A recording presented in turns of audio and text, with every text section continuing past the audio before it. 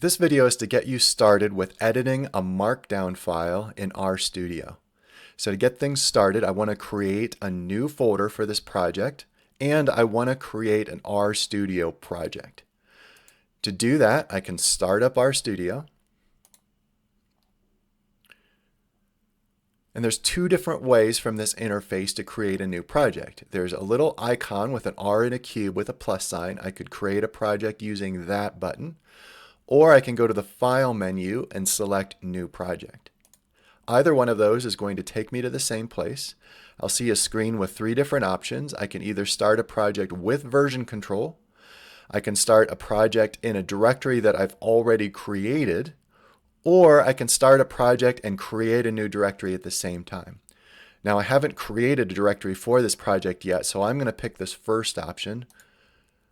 And there's lots of different RStudio project types you can create. In this case, it's a pretty simple project, a pretty generic project where we just want to compile some markdown. So I'm just going to use the generic new project option.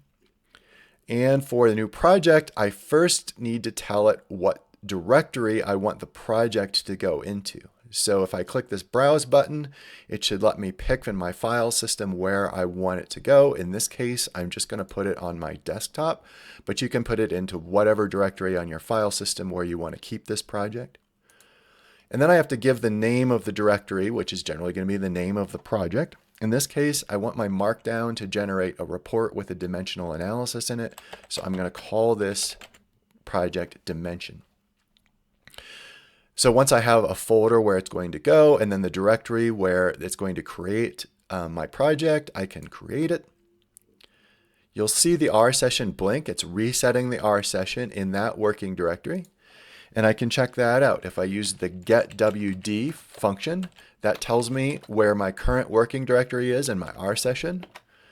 And you can see that it's in my desktop folder in a new folder that is just created called Dimension. So let's check out that new folder so we can see what it looks like. I'm going to close RStudio for now.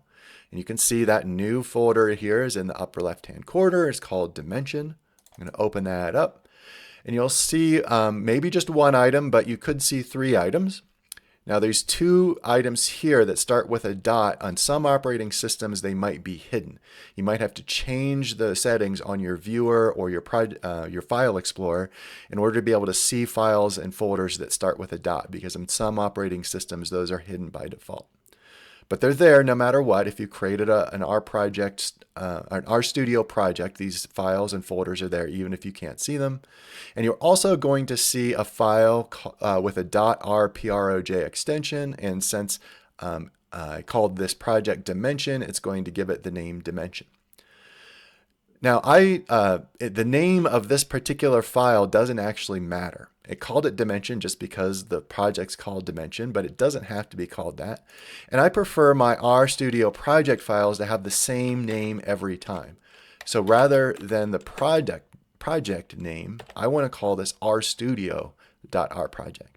And that tells me in all of my projects that I have out there, it's always going to be called that, and it makes it just easier for me to find it. So it's not named something different every time. So I like to call this RStudio.rproject because that's my RStudio project file. This .rhistory file is keeping track of the history of the commands I've typed in R. And there's also this .rproj.user, and this is where RStudio keeps all the information about this project. So you can go in here, you never really have to change this by hand, and it's kind of cryptic anyway, but there's a bunch of information here that RStudio is using to remember things about this particular project.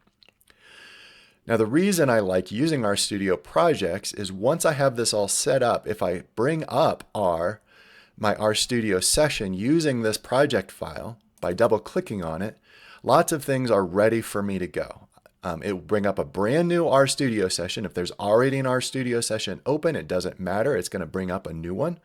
And that's really important because I want to be in the right working directory in this particular session to make sure it's not working on some files that I'm not expecting it to work on.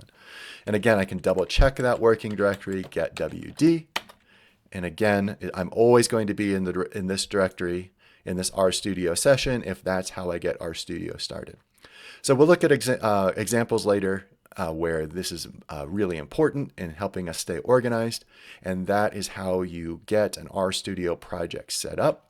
And next step is to start working on a Markdown file.